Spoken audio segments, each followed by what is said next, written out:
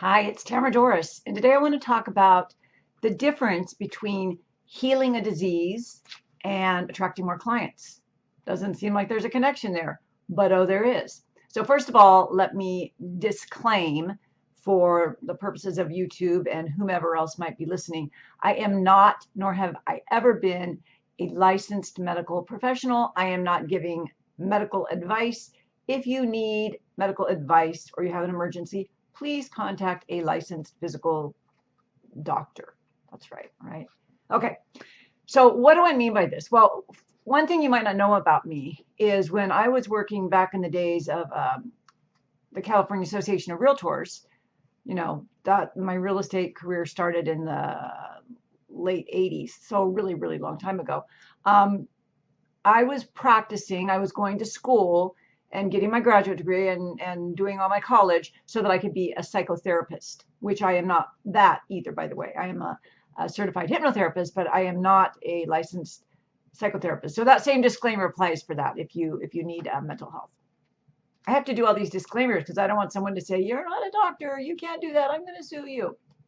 Anyway, back then when I was in school, and I became certified in hypnotherapy because I understood what we're going to talk about in a minute here from that. So for 30 years now, I have been adamantly, vigorously researching, applying, learning, studying, writing books about. My fascination is with the subconscious mind. But what I was going to say is in my hypnotherapy practice at the beginning, and probably the several years that I did it, the majority of my clients came to me for health issues. Cancer, worked with a lot of cancer patients, post-stroke patients, post-heart attack patients, people with asthma, people with addictions, because, an addiction can be deemed as a disease, in my mind, in my opinion. I also, shortly in that range of time, shortly thereafter, I would say, I also had a serious, devastating, debilitating disease. Like doctors said, no way, you're done. There's no way. There is no cure for this. Okay, no cure for this. And in my opinion, and in my situation, I'm not giving you advice, the best cure for me was to get the heck out of the hospital. I was in ICU for 6 weeks at one time. So I was in really, really bad shape. But I applied all the things that I knew and I healed myself. I don't want to say I healed myself arrogantly. I mean, God healed me, the universe healed me. I took the proper actions, etc., etc. So what does this have to do with selling houses, if that's what you're here for? A lot, because listen, whether you want to attract clients, more clients, better clients, or you want to heal your body of a disease, it's all the time going to boil down to your subconscious mind. All the time. I don't care what anyone says. Now, let's be realistic and logical here. Certainly, the activities that we would do to attract clients might include doing videos, calling past clients, holding open houses. Those are activities that lead you to attracting more clients on the surface. Likewise, the way that we would heal our body on the surface is going to be eating nutrient-rich foods, maybe juicing, maybe doing yoga or Tai Chi or some sort of back in your body grounding activity like that. Supplementation, maybe seeing a naturopath, maybe going to a chiropractor or any of those kinds of things. Definitely hypnotherapy, all those kinds of things can help. So there seems to be no connection between the two. But wait, the subconscious mind. So hear me out on this. Subconsciously, if you want to attract more clients, subconsciously, there's something that's keeping you from it, right? If you have a chronic condition, and I take this really far. I take it as far as even accidents and wars and divorces. So I mean, I'm like all in on my philosophy of the subconscious mind absolutely running your life. It does. So for the health, like what could the subconscious mind have to do? Well, it's because subconsciously the stories we tell ourselves. Now, when it comes to our health, as if the same thing with our business, when it comes to our health, it could be a message of, I'm helpless, I'm not worthy. Or it could be a subconscious message like, oh, that's what my mom died of, so I'm bound to get it. Or diabetes runs in our family. These are all subconscious. And I'm not going to get into the science of epigenetics, but epigenetics really, really has a lot of things to do with a lot of things. And I just talked about that on my Manifesting Mondays show, when bad things happen to good people, which a link will be below for you. So if you want to subscribe to my podcast, it's not about real estate. It's just where I come on and I riff and rant for, 20 to 30 minutes every Monday about all things manifestation, psychology, mindset, professional advancement, whatever. So it's a whole different thing, but it's still me talking about the things I talk about. Okay. So with disease, it seems like it's different in so many ways than attracting more clients, but I really want you to get that it's not that different. And I will tell you, I'm going to tell you something, and I'm going to give you the big, huge overall, might be too big, might blow your mind. And then I'm going to give you the secondary that I think that most people can relate to. Are you ready? The first one, the big, the macro, the whole ball of wax about everything that's wrong with anyone, is this false belief that we're separated from everyone. I know that's a lot, and I know it can seem like really out there for some people, but listen, I've been studying theology and metaphysics and quantum physics and neuropsychology and neuroscience for so many years. I say this with absolute 100% awareness and knowledge that this is a fact. It is a fact. We are all one. Subatomically, there is no difference between you and me. If we took both of our hands under a supersonic microscope, there would be no difference. We can see it with our physical eyes, but then we have to remember our physical eyes see about a fraction, I mean a small fraction, like we're talking 0.0005% of what's really there. And we believe our eyes. You saw it, didn't you? So it must have happened. But there's so much more going on. And just to give you a little insight to this, our senses are what we detect things in our world. And it's not just our eyes. It's all 5 of our senses, but it's also all of our nerve endings. So even though you're like, well, I can't walk into a dark room and tell that it's dark because my skin said so. But believe me, there are all sorts of signals in your body. You have so many nerve endings. Your skin is just one huge organ. So you have your sense of hearing, sight, taste, smell, and touch, right? But you also have many, many other ways that you pick up things in your environment that you are not even aware of because they're beneath the level of awareness. So technically, there's about 11 billion, that's with a B, 11 billion bits of information coming to you all at one time, every second. Some scientist I read the other day said every nanosecond, but let's just, let's not split hairs here. Let's not split quantum hairs. So every second, you've got 11 billion bits of pieces of information coming to you. Your reticular activator system in your brain is placed there specifically to filter all that stuff out. Well, how does it decide what to filter out? It filters out what your subconscious brain deems is important. How does it decide? Based on the first several years of your life, the interpretations and the meanings that you gave things. It's like it's a rule. Like if you did something naughty and mommy slapped your hand and said you're such a bad girl, you have a message now. And if she did it a lot or other people confirm that, the message may very well be you're a bad girl. I'm a bad girl, right? And so now the reticular activator system says, oh, you're a bad girl. So filter everything out to the contrary, and let's only show her things that prove she's a bad girl. Because we got 11 billion bits of information flying around here. We can't possibly process that. In fact, you can only process about 40 bits of information per second. 40. So, I mean, you see a lot. This is why the old story that 2 people could be in an accident and they saw different things. Nobody's lying. Well, hopefully they're not lying, but most of the time nobody's lying. It's just that they see different things based on their own awareness and their field of vision, their unconscious mind. So there's a lot going on, right? The old adage about if you put 3 blind men at different parts of an elephant, one says, okay, this is a tail, it's a tail. The other feels a trunk. No. And the other feels a leg. Oh, it's big and solid, it's a leg. We only can sense and see what we're consciously aware of. And that is because your reticular activator system spans out a lot of stuff. It goes right to the spam file.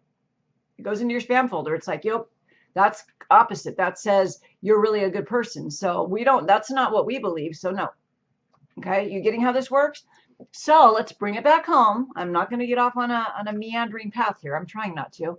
So subconsciously, we don't think that we're all one, and we are. But the second one that I said I would say that's more, I don't want to say more believable because they're both actually facts. But the second one is this universal belief that we're not good enough, that somehow we don't measure up, that we're not good enough, that we're not deserving enough, and so can you see where when you don't have a lot of clients, you're like, well, I don't deserve clients. I don't deserve wealth. I'm not good enough to have clients. So you see, that's your subconscious programming. Likewise, when you have a chronic health condition or any other kind of anything, accident prone, whatever you want to call it, addiction, anything, your subconscious mind is also suffering these same two things. One, you think you're separate from everything and you're not. And two, there's a part of you that says that you deserve this, that you're not worthy of healing. And I know that's hard to hear.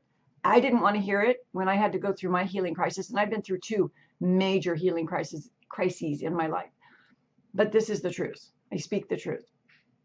So a lot of people come to me because they want to grow their business. And that's what, that's where we put our attention and intention. But I also work with a lot of people who are middle-aged. And by this time, the hustle and the bustle of life, the distractions, the devastation, all the things that have happened have also taken a toll on our physical health. And as I've always said, and I've said it in probably 5 different books, you can't sell houses from a hospital bed. It's really hard. I've tried. So if it's one and the same thing, it seems like there should be one solution, right? And that's what this is about, because there is. And it's healing your, I don't want to say your childhood, because that's not my thing. But it's healing the parts of you that think that they aren't good enough. And the good news is that the main way we do it is by implementing the practices that give it the message without you having to go through any suffering. Okay? Listening to a recording is not super hard. Closing your eyes every day and envisioning something that you want so badly, whether it's health or a big business, is not hard. It should feel good. And I'm not going to talk about challenges in this video. Maybe I'll do that in my next video.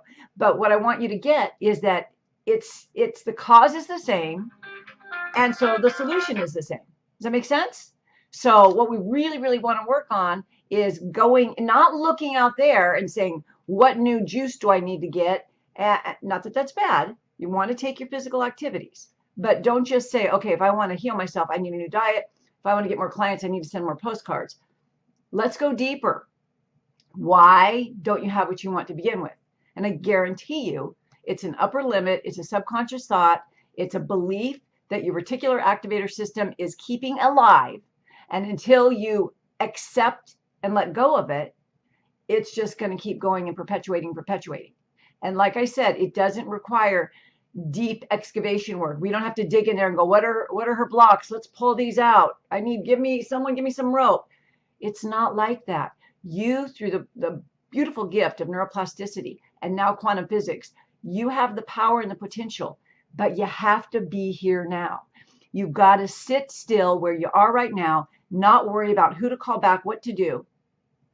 Be present and then do the practices. And you don't need to pay me or hire me or use my programs to get the results. Really, really simply, if you practice self-hypnotherapy or by recordings or guided visualizations, and you do the act of metacreation, which is always keeping the end goal in mind.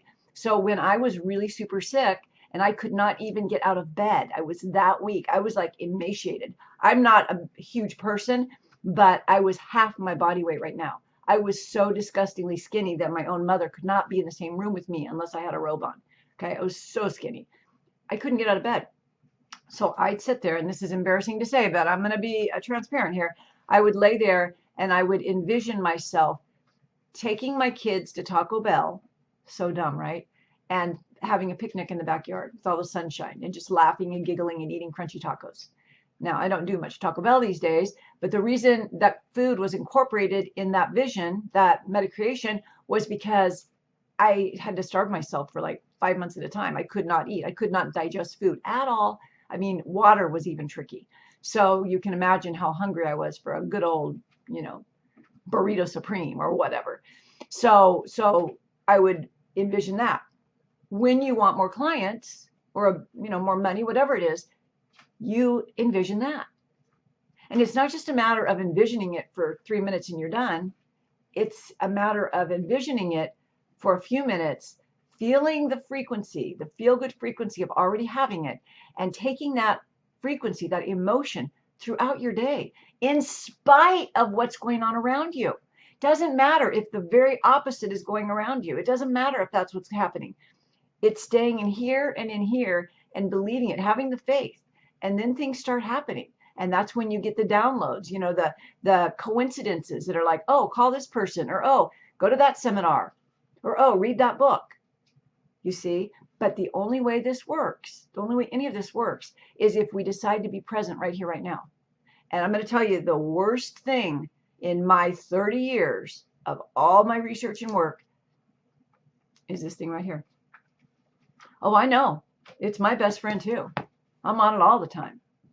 But I also know that part of the allure in social media and your phone is the dopamine hit you get when someone likes or comments, right?